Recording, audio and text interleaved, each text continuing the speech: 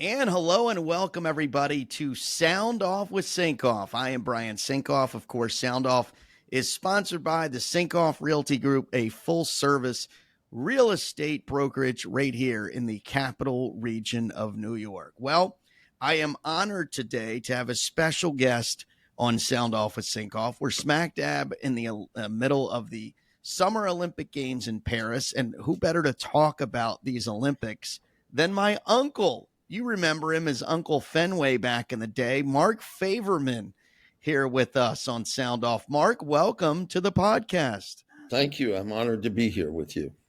Of course, many remember Uncle Fenway, Uncle Mark, back in the Sound Off days. Back with us, Mark is runs Favermann Design, and I'll let you tell everyone a little bit about it. Mark, located in Boston, you have a very big sports background. Not only are you a sports fan, but your firm does a lot of work in the sports field. Well, we started off in the early 90s working on the World University Games in Buffalo and in Southern Ontario.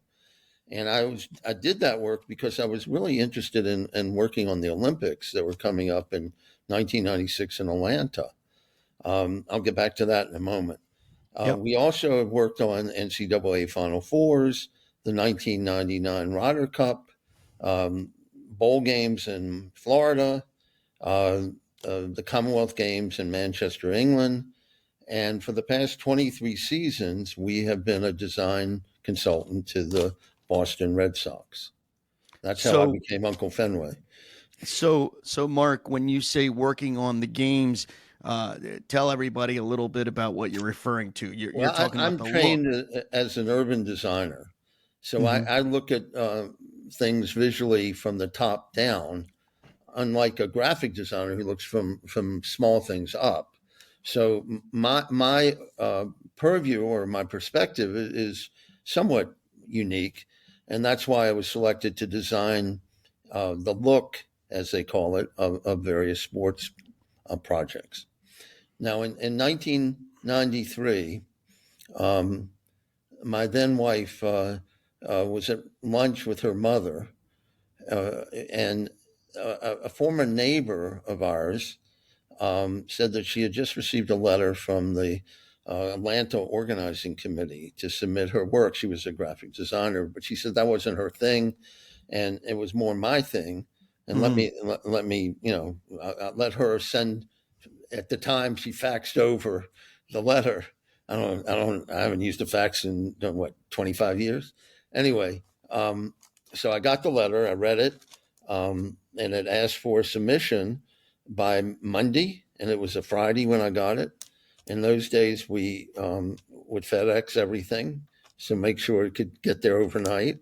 So I wrote out my background, and I sent it to them. And then about 2 or 3 weeks later, I got another letter from them, and it said, "You made."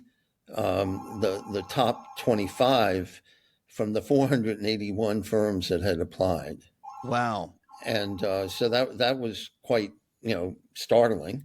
And then a little bit later, I got another letter that said, "You're in the top 15 because my background fit what they wanted." So they invited me to come to Atlanta for an interview.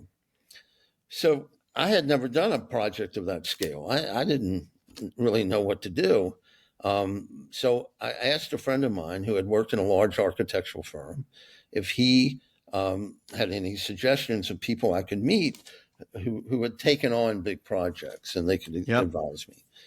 So I went to about 5 architects, and I got nowhere. They were jealous that I had been invited to this.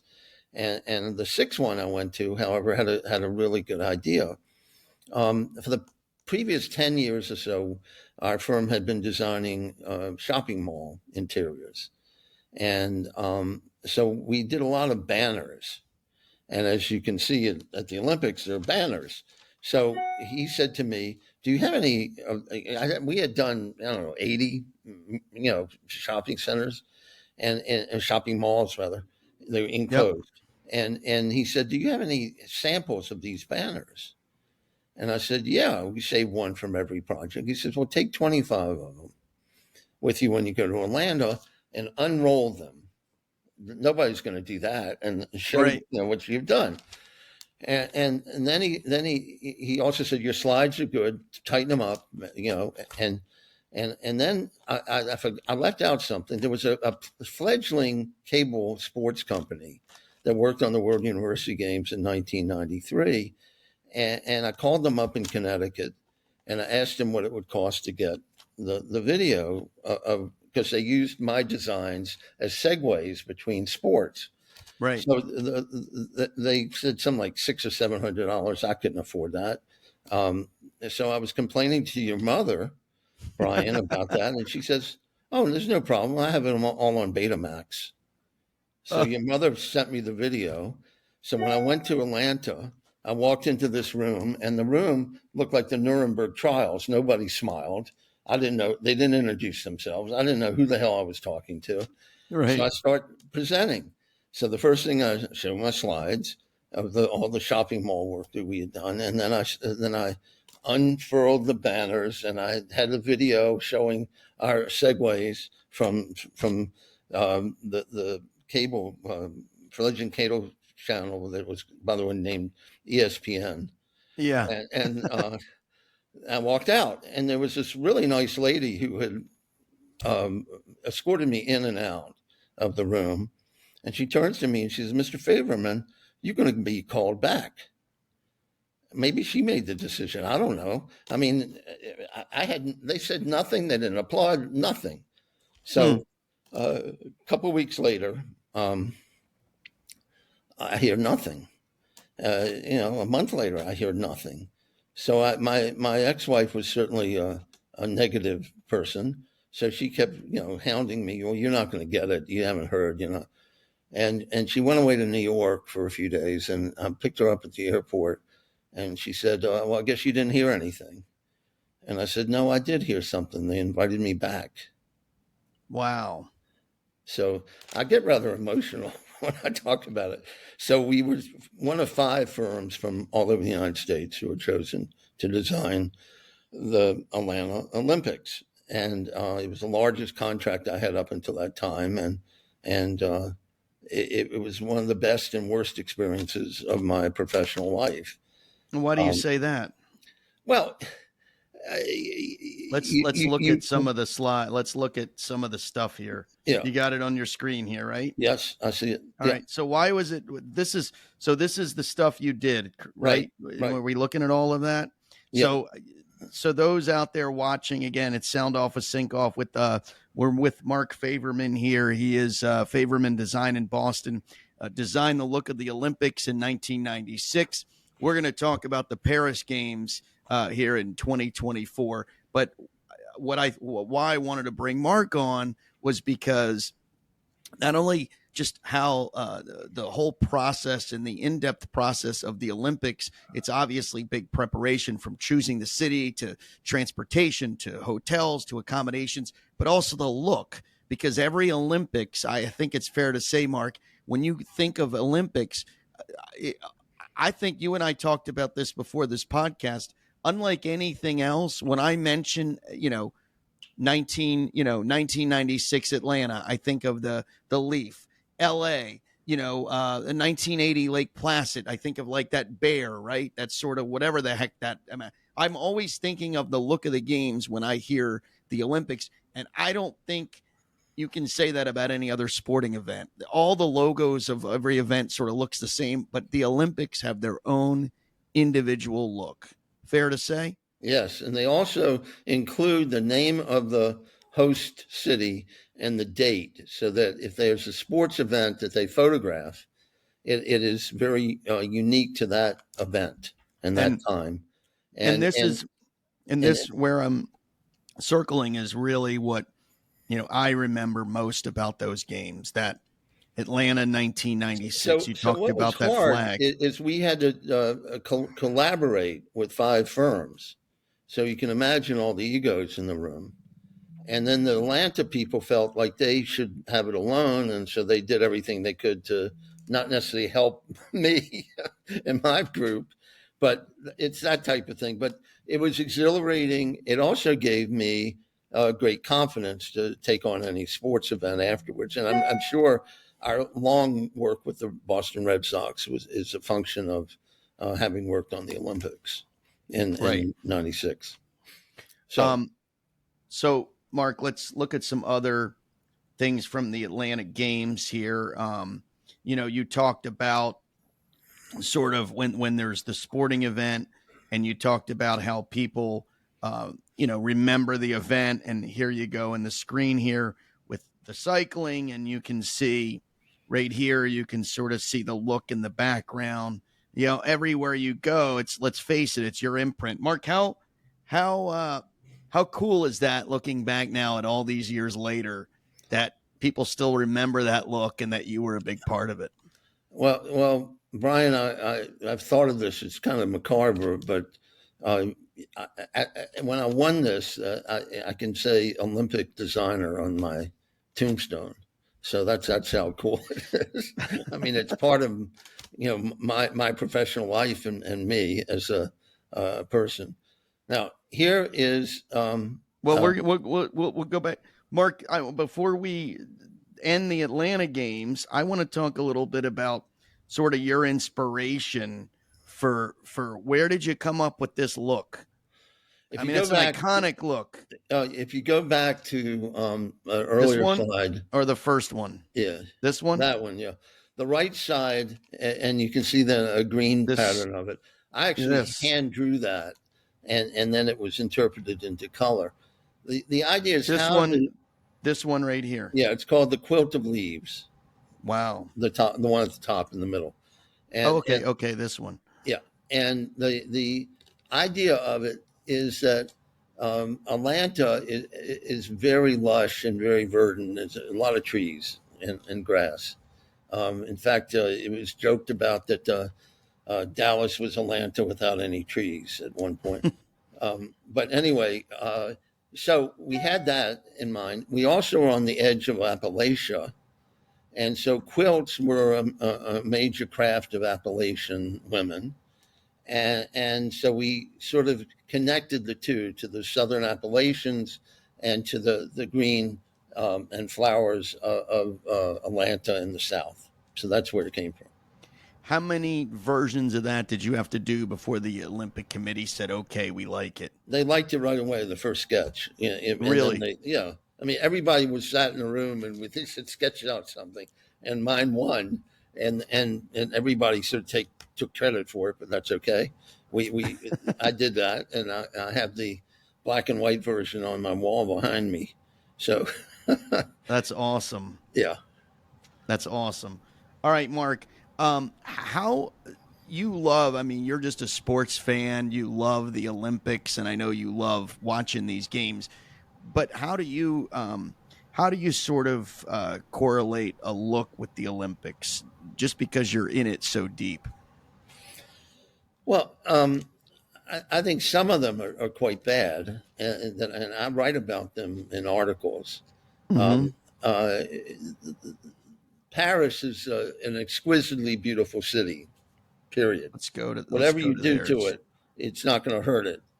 But in this case, they did a rather nice job with the colors and the design. A few other things are not so good, like the pictograms and the actual logo. But these are all based on architecture or monuments in and around Paris.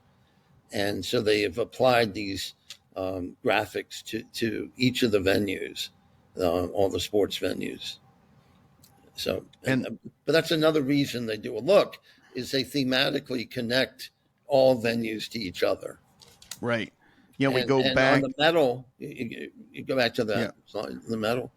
Yeah. They did something really clever. They took a piece of the Eiffel Tower, and that's in the middle of these medals. And the Eiffel Tower piece is from repairs to the Eiffel Tower. Over the years, they happened to keep the medal that they took down and replaced. Isn't that cool? That is really cool. That is cool. So here's some shots as you more of the cityscape. Marseille, and So it's a seaside town, and this is I guess to get out of the heat, and it's pretty cool. That's a mirrored surface because the design is on the ground, and that's reflected up. Oh, So wow. That is so cool. yeah, There's just a look, kind and of a there it real. is on the Seine River, Yep. and they put it as much as possible. As you know, at the opening ceremonies, all the athletes came down on boats and barges, so you could see that on behind the athletes. So pretty cool. That it was cool. And here's just a street here. You know Yeah. better than me. Well, this is I think where the cycling or and the marathon were. You like this look, though, this I think it's Paris look, pretty don't good. you? I mean, I think it's nice. There's the diving. Yep, You diving. could see there, right? Yep, The and see the sort of name, very strong. So if you see, see have a picture of it, that's in there. Mark. Now, what I don't understand, you talked about how you always notice, the city and the year, but there's nothing on this backdrop that screams that's diving, right? Oh no, behind the diver, there would be, and on the outside, the exterior um, Of the venue. of the venue, there would be a pictogram Okay, blown up okay, large. I see. And then this is track. You Track. got it behind you here Yeah, with the look. Sort of, this would have been like your leaf the sort of leaves. Yeah, branding. yeah, Okay. And then there's your gymnastics right behind you, sort of that same look. yeah. Paris 24. They really put it out there everywhere to see, don't they? Yeah, I think they did a rather nice job with the venues, and Mm-hmm. they didn't have to build much because Paris has so many beautiful structures already. So LA is not going to build much either. By the way, that's in 2028, and they didn't build much in 1984 either. That was the sort of a big impact visual application for the first time. Mark, how, and I know we talk about the look and we talk about sort of the venues and the branding of the cities, but how tough is it? One thing that fascinates me is how these cities bid.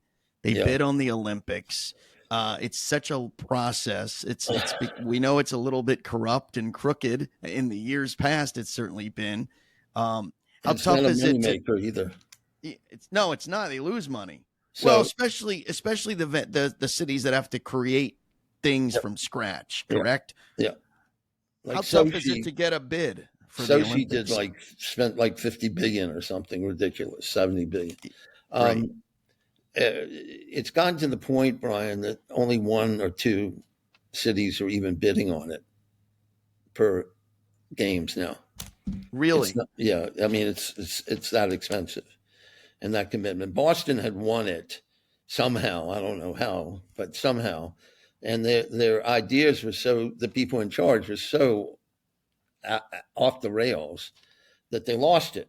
The state wouldn't fund it, and the city wouldn't fund it, and they weren't secure enough to know that the corporations would come in and help them. But they wanted to focus it only on the city of Boston, so they wouldn't reach out to say Providence or even Albany or Right. other places because the smart Olympics spread it out. It's all over Hmm. France. It's not just in Paris Right. and in Tahiti. Even they're doing For the surfing. surfing. And Right. LA has already said that some stuff is going to happen in Oklahoma City. They're not going to have it all in LA. So, Right. but Boston, knew everything. I tried to volunteer, they didn't let me. So it's okay. When were they bidding? Which They were going to Olympics? win this one, 2024. Oh, wow. Yeah, The summer of 24. yeah. The cities lose so much money, and a lot of it is just because of the infrastructure they Well, have to build. Atlanta didn't lose any money, and some of them don't. LA won't lose any money, and Paris, I don't think spent a huge amount either. But Paris is the number one tourist attraction in the world. I don't know if you knew that. More people go Right. there than any place else.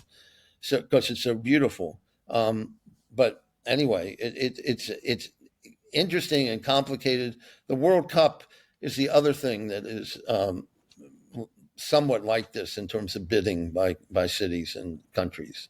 So that's another aspect of it. How do you think the future of the Olympics are going to go, Mark? Do you think it's going to be what it's always been? I mean, it still gets crazy good TV ratings. I mean, everybody's talking about it. Everybody seems to be watching it. They're not going away anytime soon, are they? No, I don't think so. Part of the issue is the problem is that the next generation doesn't necessarily watch things on television anymore. Right. So they're going to, and they have gotten much more clever about how they're going to, how they have been presenting things, how they have been showing what's going on there on different forms, So you can go to Facebook or TikTok or YouTube, and you can see, almost immediately things that have been happening at the various Olympic venues. Mark, it is very interesting. I find it, and you brought me to my next point, and that is in the Olympics, even going back to the 90s and the 2000s, these, like Paris are 5-6 hours ahead of us, right? I think it's 5. Is it 5 hours? Six in Paris. 6. So, the swimming and the gymnastics happens in the afternoon. They show it on prime time at night. I've been finding that we kind of already know who won. It's almost impossible to ignore it. I think for me, maybe the Olympics have lost a little bit of luster because I feel like at prime time, I already know what's happened. And I think that's hard to hide from. So I don't know how an Olympic sport like this, unless it's held in the United States, which it will be in a few years, how it remains fresh, because it just doesn't feel fresh to me, right? Well, it's even worse when it was in Tokyo. Right. I mean, 18 hours Beijing, ahead, right? Or Beijing. Right. It was 20, what was it, 18 hours ahead? Something like that. I mean, it was crazy. So in Sochi, it was 7 or 8 hours ahead in Russia when they did the Winter Olympics. Right. Yeah. I mean, no, it's a problem. But on the other hand, the more obscure sports that people don't ever see, like Greco-Roman wrestling, for instance, or speed climbing, or ping pong, right, right, or badminton, or fencing. I mean, it's kind of cool to see that stuff. So there is going to be something they can market. Track and field and swimming are and basketball and volleyball and gymnastics. Those are sort of the meat and potatoes of the Olympics. Personally, the Summer Olympics are my favorite. I did a podcast about a week ago, and I said it seems as if the Winter Olympics those sports were created on a dare. You know what I mean? Well, I dare you to ski down. Said something really funny years ago. She said the Winter Olympics are sports that most people would never dare to do. Right. I mean, they would be frightened to even think about it. It's a dare. Yeah. I mean, a bobsled, going on a luge, mogul skiing. Like, I dare you to do this. All right, let's create an Olympic sport. Or I just a slalom, going as fast as you can down a mountain. Through the gates. I just think the Summer Games sounds corny. Maybe they're a little pure. And I think one of the reasons why most people of any athletic level can relate to the Summer Games, because let's face it, we've all been in a pool. We've all, most of us know how to swim. We've at least swam. We've run, right? I mean, I may not have thrown a javelin, but it's probably a lot easier to identify with that than mogul skiing. I mean, I wrestled. You wrestled. I've never fenced. But most of the other sports, they're kind of simple and pure, right? I mean, in terms of the Summer Games. Clean, and to a certain extent, yeah. Yeah. The track and field, to me, in swimming, what you see is what you get. I mean, there's nothing other than what they do. And I like those a lot to watch. All right, Mark, before we let you go, you mentioned you did a lot of work with the Red Sox. We want to show everybody your work because whether you're a baseball fan, and we got a lot of Red Sox fans here in the Capital Region, really all over, a lot of Yankee fans. And let's just face it, Fenway's an iconic ballpark. But let's talk a little bit about what it is you do with the Red Sox. So So go ahead and. I got a phone call from a guy named Sam, who in the end of 2021, and he said, "You're nearby. Are you capable of doing this and this and this?" And I said, "Yeah, we can do anything. We did the Olympics in 1996. Wait, what year was this? This is 2001. Oh, okay. Okay, he was part of the new group that just bought Fenway and the Red Sox. Today he's Sam Kennedy, and he's the CEO of the Red Sox. At the time, he was, a younger guy. Anyway, so we over time started showing them how they could use the pads behind the batter that's always on television, and the pads between the two dugouts. And part of what we did was use some of the things we learned at the Olympics, that when we were asked to sort of do corporate sponsorship things in a group, we would make sure that they all were the same color. And the color we would use is white on a darker background. So we started to introduce them to the idea that we'll take Dick's Sporting Goods, or we'll take National Car Rental, and we'll not use their logo colors, but we'll put them white on Fenway green. Fenway green is what Fenway Park is painted in. This is what we're talking about right here. A mock-up to show our clients, the Red Sox, what it could look like on one of the temporary pads. Then eventually it was adopted, and we did it in the dugouts, and we did it in special areas where there's special seating. And this is what we've done for 23 seasons. And I have a crew that works part-time for me during the summer, and they take care of all the changes and all the upgrades.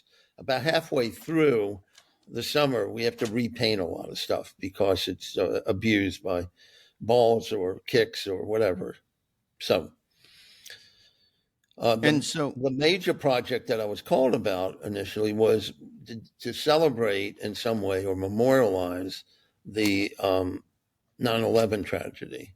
And so what we came up with was, and you can show a picture of it, yep, the United States flag on the green monster, but it couldn't be a normal flag, and it couldn't be in the normal shape of a flag. We had to use the dimensions that it had. So it's 200 feet long and 37 feet tall. And it's unfurled at opening day, all the holidays, Memorial Day, Labor Day, whatever, July 4th, if they're in town. And then during World Series or playoffs, it's also unfurled. So that's in baseball history books. And it's in the history of the game. We also have stuff like that we had done. Oh, that's a nice picture of it. We also did the tribute to Ted Williams, and we used the green monster, and people would walk by it and, I don't know, pray for Ted's body and cryovac or whatever it is in. He froze his body. Right. Let's show a little bit more here, Mark, because I just find it truly fascinating, some of the stuff you've done just at Fenway and things of that nature. So let's pull this up here for a sec. And Mark, we get back to this now. How often are you, like you said, you guys are over there? Are you over there? Like once a homestand? Are you over there, every other homestand? Like, what is the several times during the homestand? And sponsorships change nightly? They could. Sometimes they're up 2 days, 1 day. There we go. There's dugout, right? Mm-hmm. So this is all yours. The Merrill at the top. Oh yeah, and we changed that to Bank of America twice a summer, and Merrill was a subsidiary of theirs. And what about the MLB? Do you do that too? And the Ford? Yes. And then the Xfinity on the padding. And the Xfinity on the railings, and so a lot of the details that we do. So Mark, how are you doing this? You have a stencil that someone physically paints this? It's physically painted. Wow. I have people who can do it. Yeah. That's got to be kind of labor intensive, huh? Yeah. I mean, it ain't cheap to do it. I mean, it's not a great fundraiser for me, but I got to get it done for them. And, oh, by the way, like the Olympics, it's not like you can do it tomorrow if you miss today. It ain't happening. You got to get it done. So if there's a mistake, we have to go out there an hour or half an hour before a game and correct it. Here's Franklin, a mock-up for Franklin, right? Yep. The batting gloves. Yep. And Mark, this redsox.com is you as well, correct? Yes. And the 99, these things are just rotating billboards. Yes, so that's not necessarily you guys. We have permanent ones that we do at the beginning of the year that are bigger, and then the smaller ones are the changing ones. So, Mark, that's got to be fun for you, though. No? I mean, how cool is that? I work on it almost daily. I can't tell you how much time I put into it, but it's a daily activity, and I send to the bosses pictures of everything as they're done. So, yesterday I sent images of. I hope I haven't lost you. Are you there? No, I'm here. Okay. I sent pictures of stuff that we had repainted to them and to the advertising agency for Bank of America, so they could all see it together. And I'm sure they loved it. Well, what's not to love? I'm thanked, all the time about it. Well, awesome, Mark. This is a first on my podcast, having a member of my family, but well-deserved. Everybody knows Uncle Fenway from back in the Sound Off with Sinkoff radio days. And now he joins us back in the Sound Off with Sinkoff podcast moment. So, Mark, thanks for joining us. We appreciate it. Always a pleasure. Love talking Olympics and the Red Sox with you. Always enjoy speaking about sports with Mr. Sinkoff. All right. That's gonna do it for this edition of Sound Off with Sinkoff. Make sure you check me out on YouTube, Spotify, all your places you can get podcasts. Give me a like, give me a subscribe. And until next time, everybody, have a great day.